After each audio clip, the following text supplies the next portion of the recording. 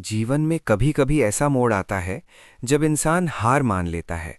आसमान ढह जाता है, सपने बिखर जाते हैं और हर दिशा में अंधेरा ही अंधेरा नजर आता है। ऐसे ही अंधेरे में डूबा एक आदमी था, अर्जुन।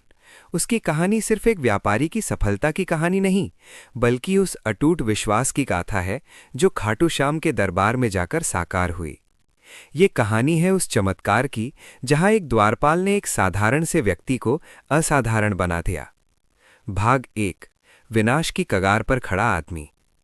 अर्जुन एक मेहनती और ईमानदार युवक था। एक छोटे से कस्बे में जन्मा, उसने सपना देखा था कि वो एक बड़ा उद्योगपति बनेगा। उसकी पत्नी सीमा और 2 छोटे बच्चे उसकी इस महत्वाकांक्षा में साथ देते थे। पिछले 10 वर्षों में अर्जुन ने एक छोटी इकाई से शुरुआत करके एक मध्यम स्तर की कंपनी अर्जुन इंजीनियरिंग वर्क्स खड़ी कर ली थी, लेकिन भाग्य को कुछ और ही मंजूर था। वैश्विक मंदी, साझेदारों का धोखा और बैंकों का बढ़ता कर्ज, तीनों ने मिलकर अर्जुन की कंपनी को चारों तरफ से घेर लिया। एक एक करके सारे ऑर्डर कैंसिल हो गए। मशीनरी बेकार पड़ी रहने लगी। कर्ज का बोझ इतना बढ़ गया कि ब्याज चुकाना भी मुश्किल हो गया। एक दिन जब बैंक नोटिस भेजकर कंपनी को एनपीए घोषित करने की चेतावनी देने लगा, तो अर्जुन टूट गया। उसके पास अब कुछ नहीं बचा था। नौकरों के वेतन, घर के खर्चे, बच्चों की फीस, सब अटक गया। वो अपने घर की छत पर अकेले बैठा, हाथ में एक पुरानी डायरी लिए, जिसमें उसने अपने सपनों का 100 करोड़ का आंकड़ा लिखा था। आज वो आंकड़ा उसका मजाक उड़ा रहा था। आंखों से आंसू बह रहे थे, लेकिन अब रोने की भी ताकत नहीं बची थी। उसने सोचा, अब क्या रखा है इस जिंदगी में? बर्बादी के सिवा कुछ नहीं। उसकी पत्नी सीमा ने उसे इस हालत में देखा। वो उसके पास आई और बोली, अर्जुन, तुम हार मत मानो, हम सब तुम्हारे साथ हैं। अगर यहां सब कुछ छिन गया है तो चलो कहीं और चलते हैं। एक बार उसकी शरण में चलो जो सच्चे मन से बुलाने वालों को कभी निराश नहीं करता। अर्जुन ने आंखें मूंद ली। उसके मन में एक नाम गूंजा, खाटू श्याम। उसकी मां हमेशा कहती थी, बेटा, श्याम बाबा तो हैं ही दरिद्रियों के दाता। अगर मन सच्चा हो तो वो हर संकट टाल देते हैं। भाग 2। खाटू श्याम की ओर यात्रा। अगली सुबह अर्जुन ने बिना किसी से कुछ कहे घर से निकलने का मन बना लिया। उसके पास खर्चे के लिए मुश्किल से 1000 रुपए बचे थे। उसने सीमा से कहा, मैं खाटू श्याम जा रहा हूं। अगर वहां भी कोई चमत्कार नहीं हुआ तो समझ लेना मैं लौटूंगा नहीं। सीमा की आंखें भर आईं, लेकिन उसने उसका हौसला बढ़ाया। अर्जुन साधारण कपड़े पहनकर एक पुरानी बस में सवार हो गया। रास्ता लंबा और कठिन था। जेब में पैसे कम थे, इसलिए उसने रास्ते में सिर्फ एक बार रोटी खाई। वो सोचता जा रहा था, हे श्याम, मैं तुम्हारे पास खाली हाथ आ रहा हूं। मेरे पास न भेंट है न दान, बस मेरा दुख है और एक टूटा हुआ मन। दूसरे दिन की शाम को वो खाटू श्याम जी के पवित्र धाम पहुंचा। मंदिर के पास उतरते ही उसे एक अजीब सी ऊर्जा का एहसास हुआ। भीड़ थी, शोर था, लेकिन उसके कानों में सिर्फ श्याम श्याम की ध्वनि गूंज रही थी। उसने लाइन में लगकर भगवान के दर्शन किए। जैसे ही उसने खाटू नरेश के मुखमंडल की ओर देखा, उसकी आंखें अपने आप बंद हो गईं। उसने प्रार्थना की, बाबा, मैं हार चुका हूं, मुझे कोई रास्ता दिखाओ। अगर तुम सच में मेरे हो तो इस बार मुझे गिरने मत देना। दर्शन के बाद वो बाहर निकला, लेकिन उसका मन शांत नहीं था। उसे लग रहा था कि उसे कोई संकेत मिलना चाहिए। वो मंदिर के बाहर एक पेड़ के नीचे बैठ गया। शाम ढल रही थी। तभी उसकी नजर मंदिर के मुख्य द्वार की ओर गई। वहां एक वृद्ध व्यक्ति बैठा था। उसके वस्त्र साधारण थे, लेकिन उसके चेहरे पर एक अलौकिक तेज था। लोग उसे द्वार वाले बाबा के नाम से पुकारते थे।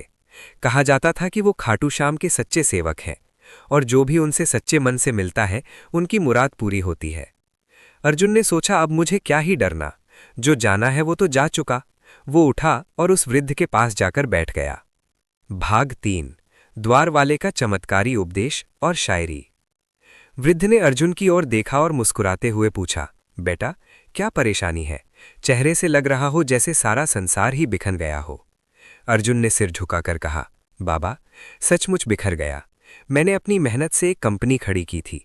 आज वो तबाह हो गई है। कर्ज के बोझ तले दबा हूं। अब उठने की कोई उम्मीद नहीं दिखती। वृद्ध ने धीरे से उसके सिर पर हाथ रखा और बोले, बेटा, तू यहां क्यों आया? खाटू श्याम के दरबार में लोग मन्नतें मांगने आते हैं। तू क्या मांगने आया है? अर्जुन ने कहा, बाबा, एक बार फिर से शुरुआत करने का साहस मांगने आया हूं। 100 करोड़ की कंपनी का सपना था मेरा, लेकिन अब तो 1 रुपया भी नहीं बचा। वृद्ध हंसे। उनकी हंसी में एक अजीब सी गहराई थी। उन्होंने कहा, बेटा, तू कहता है कि तेरे पास कुछ नहीं बचा, लेकिन श्याम बाबा कहते हैं कि जिसके पास सच्ची लगन है उसके पास सब कुछ है। तू अपनी बर्बादी को इतना बड़ा क्यों बना रहा है? ये तो सिर्फ एक परीक्षा है। अर्जुन ने निराशा से कहा, बाबा, परीक्षा बहुत लंबी हो गई, अब मैं थक गया हूं। तब वृद्ध ने अपनी झोली से एक छोटा सा काला धागा निकाला और अर्जुन के हाथ पर बांध दिया। उन्होंने कहा, यह धागा श्याम बाबा की रक्षा का प्रतीक है, लेकिन सुन, मैं तुझे 3 बातें बताता हूं जो तुझे बदल देंगी। अगर तू इन पर अमल करेगा तो ना सिर्फ तेरी कंपनी वापस आएगी, बल्कि तू 100 करोड़ की कंपनी भी खड़ी करेगा। हर दर्द की दवा है, हर सूखे को हरियाली, जो चले शाम की ओर उसे मिलती है नई चाली। द्वार पे जो बैठा है वो देख रहा इशारे, बस एक बार बुला ले बन जाते हैं किनारे। न माला चाहिए, न चढ़ावा, न धूप दीप, श्याम तो मिलते हैं सच्चे मन की एक पुकार से।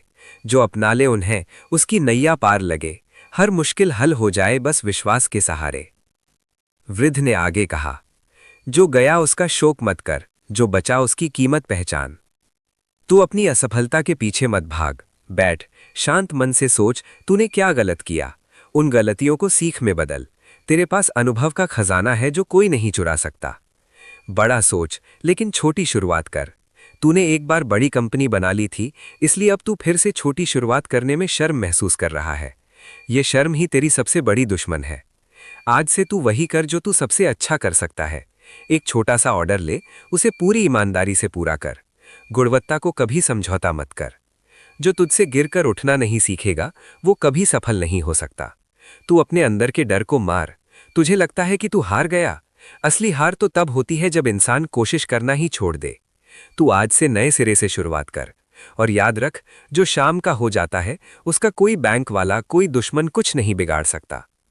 इतना कहकर वृद्ध ने अर्जुन को आशीर्वाद दिया और धीरे धीरे भीड़ में विलीन हो गए। अर्जुन उन्हें ढूंढता रहा, लेकिन वो कहीं नहीं मिले। उसे लगा मानो कोई देवदूत उससे मिलकर गया हो। भाग 4, संकल्प और नई शुरुआत। अर्जुन खाटू से वापस लौटा। उसके चेहरे पर वही निराशा नहीं थी, बल्कि एक नया संकल्प था। उसने घर आकर सीमा को सब कुछ बताया। सीमा ने कहा, मुझे विश्वास था श्याम बाबा तुम्हें निराश नहीं करेंगे। अर्जुन ने सबसे पहले अपनी गलतियों की सूची बनाई। उसने महसूस किया कि उसने व्यापार को तेजी से बढ़ाने के चक्कर में गुणवत्ता पर ध्यान नहीं दिया था और साझेदारों के चुनाव में जल्दबाजी की थी। उसने फैसला किया कि अब वो अकेले ही शुरुआत करेगा, भले ही वो बहुत छोटे स्तर पर ही क्यों ना हो। उसके पास कुछ पुरानी मशीनरी बची हुई थी जिसे बैंक ने अभी कुर्क नहीं किया था। उसने अपने पुराने कर्मचारियों में से एक ईमानदार कर्मचारी राजू को बुलाया। राजू ने कहा, सर, मैं आपके साथ हूं।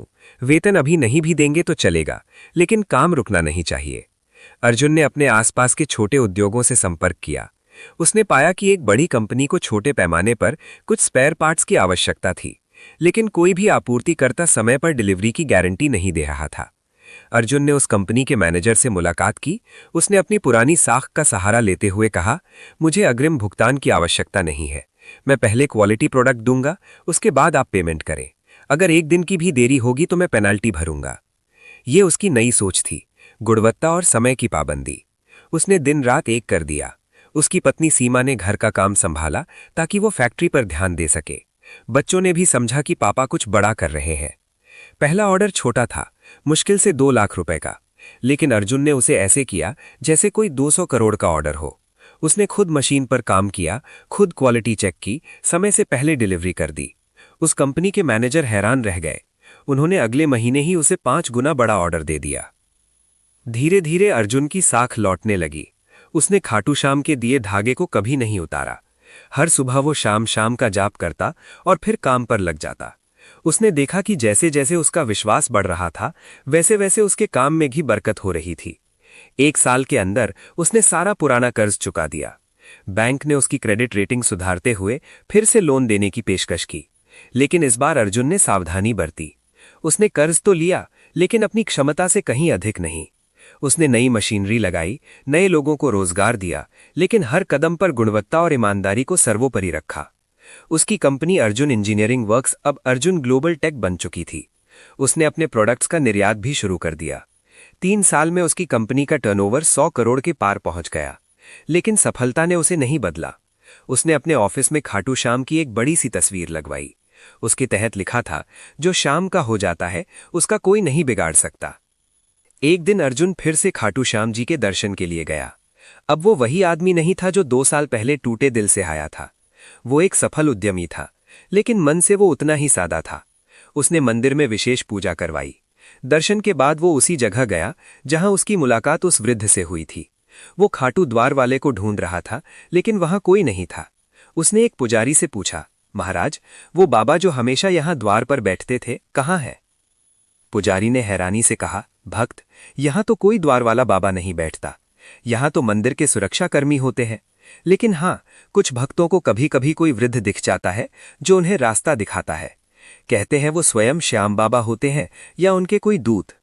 अर्जुन की आंखों से आंसू बह निकले। अब उसे समझ में आ गया था कि वो कोई साधारण व्यक्ति नहीं था।